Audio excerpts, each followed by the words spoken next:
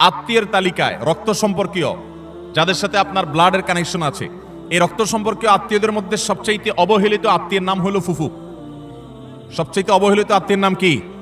ফুফু। কজন বলতে পারবেন যে ফুফুর সাথে নিয়মিত যোগাযোগ করেন? যাদের ফুফু আছে কজন যোগাযোগ বলতে পারবেন? অল্প কয়েকটা হাত উঠছে।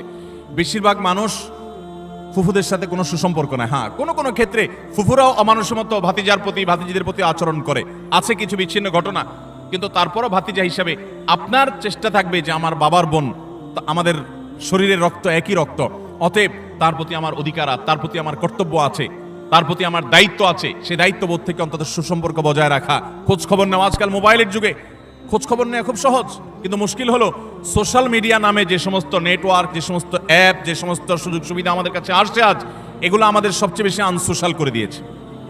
এই সোশ্যাল মিডিয়া আমাদের এক একজনের 5,000 করে বন্ধু তালিকায় আছে। অনেকের এই 5,000 ফুল। 5,000 বন্ধুর হক আদায় করতে করতে নিজের রক্ত সম্পর্কে আত্মীয়দের সাথে 6 মাস একবার ফোনে কথা বলার টাইমও আমরা পাই না। ঠিক কিনা বলেন ভাইরা আমার? আপনার এই ফেক বন্ধু, কাগজে বন্ধু, ফেসবুকীয় বন্ধু, কোরআন এবং হাদিসের আলোকে এদের কোনো হক আপনার কাছে সে অর্থে? অথচ বন্ধু আপনার পোস্টে লাইক মারছে, আপনি পাল্টা লাইক না মানলে বন্ধু নাখোশ হয়ে যায়। এই জন্য ঘুরে ঘুরে তার ওয়ালে গিয়া লাইক মারা লাগে। বন্ধু আপনার পোস্টে কমেন্ট করছে, আপনি কমেন্ট না করলে, রিপ্লাই না দিলে সে নাখোশ হয়ে জন্য রিপ্লাই দেওয়া লাগে। মেসেঞ্জারে নক করছে, রিপ্লাই দেওয়া লাগে। এই 5,000 এই সমস্ত কাগজে বন্ধু আর ফেসবুকে বন্ধুর হক আদায় করতে গিয়ে আসল আপন যারা, তাদেরকে আজকাল আমরা ভুলে গেছি। আল্লাহ তাআলা আমাদেরকে আত্মীয় স্বজনের হক আদায় করার তৌফিক দান করুন। আপনি আপনার রক্ত সম্পর্কীয় আত্মীয়দের সাথে খোঁজ খবর রাখতে হবে। আপনার খালা আপনার রক্ত সম্পর্কীয় আত্মীয়, আপনার মামা আপনার রক্ত সম্পর্কীয় আত্মীয়, আপনার চাচা আপনার রক্ত সম্পর্কীয় আত্মীয়। আমাদের সমাজে দেখবেন যে চাচা এবং ফুফু তাদের সাথে একসাথে থাকার কারণে, জমি জমার ব্যাপার স্যাপার থাকার কারণে অনেক সময় বুঝের অমিল হয়, গন্ডগোল হয়, মামলা কদম পর্যন্ত জড়ায়, মনোমালিন্য হয়, কিন্তু তারপরও দিন শেষে তারা আপনার রক্ত সম্পর্কীয় আত্মীয়। আপনি একজন মুসলমান হিসেবে তাদের সাথে সম্পর্ক ছিন্ন কখনো করতে পারবেন না, কোনো যুক্তিতে না। হ্যাঁ, সে আপনার ক্ষতি করছে, বাধ্য হয়ে আপনি ছিন্ন করতে হচ্ছে বা দূরে থাকতে হচ্ছে, ভিন্ন কথা।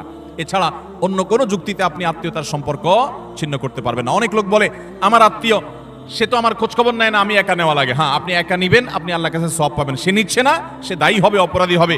সে নিচ্ছে না, এই যুক্তিতে আপনি তাকে ছিন্ন করার অধিকার। আল্লাহ তাআলা আমাদেরকে আত্মীয়তার সম্পর্ক রক্ষা করার তৌফিক দান করুক। চাচা এবং ফুফুদের খোঁজ খবর নেব তো ইনশাআল্লাহ। চাচা তো ভাই, ফুফাতো ভাই বোন, তাদের খোঁজ খবর নেব তো ইনশাআল্লাহ। এগুলো তো অনেক পরের কথা। অনেক কপাল পড়া আছে নিজের আপন ভাই বোনের সাথেও যোগাযোগ, কত বন্ধু তার, কত দোস্ত তার, কত আপন তার, অথচ রক্ত সম্পর্কীয় এই মানুষগুলোর প্রতি তারা খেয়াল রাখে না। নবী করিম সাল্লাল্লাহু আলাইহি ওয়াসাল্লাম বলেছেন, আল্লাহ রাব্বুল আলামিন হাদিসে কুদসিতে বলেছেন যে যে ব্যক্তি আত্মীয়তার সম্পর্ককে রক্ষা করবে, সংযুক্ত করবে, তাদের সাথে কানেক্টেড থাকবে, আল্লাহ তাআলা ওই ব্যক্তির সাথে কানেক্টেড থাকবেন। আর যে ব্যক্তি আত্মীয়তার সম্পর্কের সাথে সম্পর্ক ছিন্ন করে ফেলবে, আত্মীয়ের সাথে সম্পর্ক ছিন্ন করবে, রাখবে না, আল্লাহ তাআলা বলেছেন কাতাআহুল্লাহ, আল্লাহ তাআলা তার সাথে সম্পর্ক ছিন্ন করে ফেলবেন। এবং লা ইয়াদখুলুল জান্নাতা কাতি, আত্মীয়তার সম্পর্ক ছিন্নকারী জান্নাতে প্রবেশ করবে। কোনো যুক্তিতে আত্মীয়তার সম্পর্ক আপনি ছিন্ন করতে পারেন না। রাগ করে 3 দিন অভিমান করতে পারেন, এর বেশি না। আল্লাহ আমাদেরকে এই অপরাধটি থেকে বেঁচে থাকার তৌফিক দান করুন। আত্মীয়তার সম্পর্ক রক্ষা করলে ওই ব্যক্তিকে আল্লাহ তাআলা দুনিয়াতে নগদ শাস্তি দিয়ে থাকেন, আখিরাতের শাস্তির পাশাপাশি মা বাবার নাফরমানি এর শাস্তি দুনিয়াতে নগদ দেওয়া হবে, আখিরাতটা তো আছেই। সেটা কখনো কখনো হতে পারে তার অবাধ্য সন্তানকে দিয়ে তাকে আল্লাহ তাআলা শাস্তি দিবেন, সেটা যেমন হতে পারে। আবার এমনও হতে পারে তার সন্তান নেই, কিংবা সন্তানরা অবাধ্য না, আল্লাহ তাআলা তাকে অন্যভাবে অপমান, অপদস্থ করে, লাঞ্ছনা দিয়ে, কষ্ট দিয়ে, তার থেকে নেয়ামত ছিনিয়ে নিয়ে কোনো না কোনো ভাবে আল্লাহ তাআলা তাকে শাস্তি দিবেনই দিবেন। তবে হ্যাঁ, যেই কোনো অপরাধের পর যদি কোনো মানুষ আল্লাহর কাছে তওবায়ে নাসুহা করে, খাঁটি অন্তরে তওবা করে, লজ্জিত হয়, মাপ চায়, ফিরে আসে, তার কথা ভিন্ন, আল্লাহ তাআলা তাকে মাফ করবেন। কারোর যদি বাবা মা দুনিয়াতে বেঁচে থাকেন আর বাবা মার প্রতি তার কখনো অশ্রদ্ধা হয়, অসম্মান হয়, বেয়াদবি হয়, তাহলে সেটার প্রায়শ্চিত্ত হলো বাবা মার কাছে মাপ চাওয়া, চোখের পানি ফেলে দিয়ে। যতক্ষণ পর্যন্ত অন্তর থেকে তারা ক্লিয়ারেন্স না দিবেন যে ঠিক আছে তোমার ব্যাপারে আর কোনো দুঃখ আমার অন্তরে নেই, ততক্ষণ পর্যন্ত মা বাবার কাছে ক্ষমা চাইতে থাকা, এটা হলো এই অপরাধের তওবা। এখানে শুধু মুখে আস্তাগফিরুল্লাহ বললে কখনো তওবা হবে না, বরং মা বাবার কাছে মাপ চাইতে হবে। আপনি যদি আপনার স্ত্রী সন্তানদের সামনে, মা বাবার সামনে বেয়াদবি করেন, তাহলে তাদের সামনেই আবার তাদের কাছে মাপ চাইতে হবে। আপনি যদি কারোর সামনে বাবা মাকে অসম্মান করে থাকেন, তাদের কোনো নির্দেশ লঙ্ঘন করে থাকেন, তাচ্ছিল্য প্রদর্শন করে থাকেন, ওই মানুষগুলোর সামনেই আবার আপনাকে প্রায়শ্চিত্ত করতে হবে। এটি হলো মা বাবার কাছে ক্ষমা চাওয়ার পদ্ধতি। আর যারা যারা হতভাগাদের কাতারে পড়ে গেছেন, মা বাবার দুজনেই অথবা দুজনের কোনো একজনকে হারিয়ে ফেলেছেন, এখনো পর্যন্ত তাদের সাথে কৃত অপরাধ এবং জুলুম অবিচার যেটা আল্লাহ তাআলা সহ্য করবেন না, সেই অপরাধের প্রায়শ্চিত্ত আপনি করতে পারেন না, দুনিয়া থেকে চলে গেছেন, তারা কিভাবে প্রায়শ্চিত্ত করবেন? তাদের প্রায়শ্চিত্তের কয়েকটা ধাপ আছে। নাম্বার 1, তারা মা বাবার হয়ে আল্লাহর কাছে অনেক বেশি ইস্তেগফার এবং চোখের পানি ফেলবেন। আল্লাহ, আমার বাবাকে, আমার মাকে আপনি মাফ করে দিন। নামাজ পড়ে পড়ে ভোর রাতে তাহাজ্জুদের সময়, জুমার দিন মাগরিবের আগে, আসরের পরে সূর্যাস্ত যাওয়ার সময়, গুরুত্বপূর্ণ দোয়া কবুলের কিছু সময় আছে, এই সময়গুলোতে হাত তুলে আল্লাহর কাছে চোখের পানি ফেলে মাফ চাইবেন। আল্লাহ, আমার বাবার প্রতি আমি অনেক অনেক অবিচার করেছি, আমার মায়ের প্রতি আমি অনেক অশ্রদ্ধা প্রদর্শন করেছি, যেটা আমার করা উচিত হয়নি। আল্লাহ তাআলা কোরআনে কারিমে তার ইবাদতের নির্দেশের পরেই যার কথা বলেছেন তিনি হলেন মা বাবা। রিদার রব্বি ফি রিদাল ওয়ালিদাইন ওয়া সাখাতুর রব্বি ফি সাখাতিল ওয়ালিদাইন। নবীজি সাল্লাল্লাহু আলাইহি সাল্লাম বলেছেন, কারোর মা বাবা যদি তার উপর সন্তুষ্ট থাকে তো আল্লাহ তার উপর সন্তুষ্ট, আর মা বাবা যদি অসন্তুষ্ট তো আল্লাহ তার উপর অসন্তুষ্ট। মা বাবা হলো মানুষের জান্নাতের দুয়ার, এটাকে ঠিক রাখলে মানুষের জন্য জান্নাতের পথ সুগম হয়। মোহতারাম হাজরিন, এই জন্য কোনো ইমানদার যদি তার মা বাবাকে হারিয়ে ফেলেন, দুজনের কোনো একজন চলে যান, এটা বড় দুর্ভাগ্যের কথা যে জীবদ্দশায় মাপ চাওয়া হয় নাই।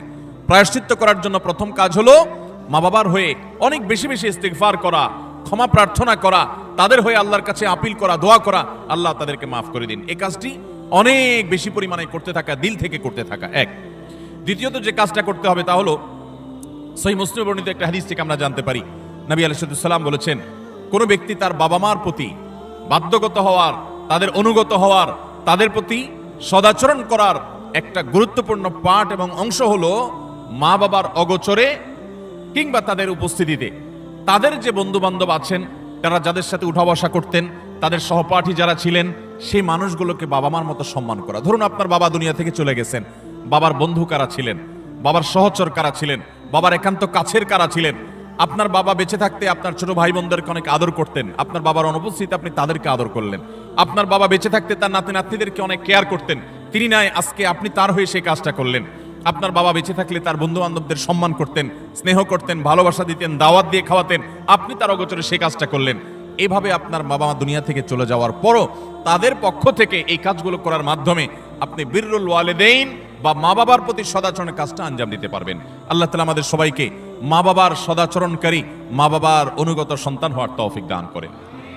নবী আলাইহিস সালাম, বিভিন্ন নবী রাসূলগণ, কোরআনে কারিমে তাদের বিবরণ এসেছে, তাদের সম্পর্কে আল্লাহ রাব্বুল আলামিন এই সার্টিফিকেট দিয়েছেন। তারা কখনো কখনো আল্লাহর কাছে দোয়া করেছেন যেন তারা মা বাবার প্রতি সদাচরণকারী হন। এটা খুব সহজ বিষয় না। অনেক বদমেজাজ সন্তান আছে, অনেক কুলাঙ্গার সন্তান আছে যে বাবা মার প্রতি তারা অশ্রদ্ধা প্রদর্শন করে। বাবা মা ত্রুটি করতে পারে, বিচ্ছুতি করতে পারে, তারাও যদি অন্যায় করে সন্তানের প্রতি তাদেরও বিচার হবে, কিন্তু সন্তান হিসেবে আপনার চেষ্টা থাকবে বাবা মার সামনে কখনো অশ্রদ্ধা হয়, অসম্মান হয় এমন কোনো কাজ না করা। আব্দুল ইবনে আব্বাস রাদিয়াল্লাহু তাআলা বলেছেন, তুমি তোমার বাবা মায়ের সামনে যদি জামা ঝাড়া দাও, কাপড় ঝাড়া দাও, ধুলাবালি সরাও, বাবা মার সামনে এই কাপড় নাড়াটা এটাও বাবা মার সামনে বেয়াদবির শামিল। আল্লাহর জমিনে কারোর সামনে যদি তুমি সবচেয়ে বেশি কাচুমুচু করতে হয়, সে হলো তোমার বাবা মা। তোমার সবচেয়ে বেশি বিনয়ের হকদার যদি কেউ থাকে আল্লাহর জমিনে, তিনি হলেন তোমার বাবা মা।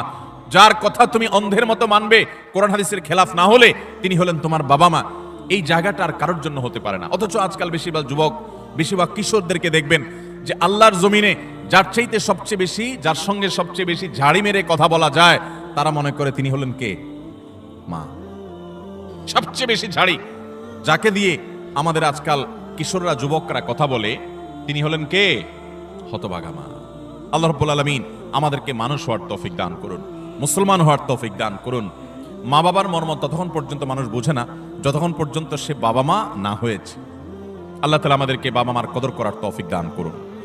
তাহলে 1 নম্বরের অপরাধ পেলাম আমরা, বাবা মার প্রতি যদি কেউ অবজ্ঞা করে, অশ্রদ্ধা করে, অসম্মান করে, তাদের কথা না মেনে চলে, লঙ্ঘন করে, হ্যাঁ, তারা কোনো অন্যায় কথা বললে সেটা মানা যাবে না, ন্যায়সঙ্গত কথা বললে সেটা মানতে হবে।